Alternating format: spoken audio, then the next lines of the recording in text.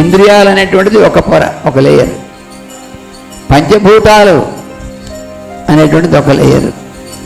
దానివల్ల ఏర్పడినటువంటి ఇంద్రియములు అనేటువంటిది త్రిగుణములు ఒక లేయరు, పంచభూతాలు ఒక లేయరు, ఇంద్రియాలు ఒక లేయరు. అలా 3 పొరలు ఏర్పడతాయి. ఈ పొరలతో కూడినదే దేహము. మన శరీరం అనేటువంటిది ఈ 3 పొరలతో ఏర్పడినటువంటిది మన శరీరం. శరీరం ఉన్నంతకాలం ఉంటుంది, తర్వాత ఫైర్ పెట్టేస్తే ఊడిదైపోతుంది.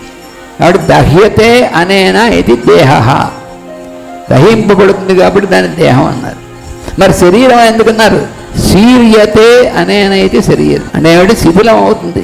వరుసన కుండలు పెట్టాం, అన్ని కుండలను కూడా అదే మట్టితో చేయబడ్డాయి. అలాగే మనం కూడా మనందరం అదే ద్రవ్యంతో చేయబడ్డాం, అదే ఈశ్వరుడు మనలో ఉన్నటువంటిది అయినప్పటికీ మనం ఒకళ్ళకొకళ్ళు ఇంకోటిగా కనిపిస్తాం. బహుశా మనం ఒకళ్ళనొకళ్ళు చూసుకుంటే ఒకరికొకళ్ళు వ్యక్తులుగా కనిపిస్తున్నాం. మనం వ్యక్తులు అంటే వ్యక్తమైనటువంటి స్వరూపాలు కనిపిస్తున్నాం. కానీ ఒకళ్ళకొకళ్ళు చూస్తున్నప్పుడు వాళ్ళలో ఉన్న దేవుడు మనకు కనిపిస్తున్నాడా? అందున్న దేవుడు ఇతరులకు కనిపించడంటే అర్థం ఏంటి? ఇతరులుగా చూసేటువంటి వాడు కనిపించడం అర్థం. మనం ఒకరికంటే ఒకళ్ళు చూసుకున్నప్పుడు ఆ చూడబడేటువంటి వాడు వేడు, చూసేటువంటి వాడు వేరు అని ఇతరులుగా చూస్తున్నామే, అప్పుడు కనిపించడు.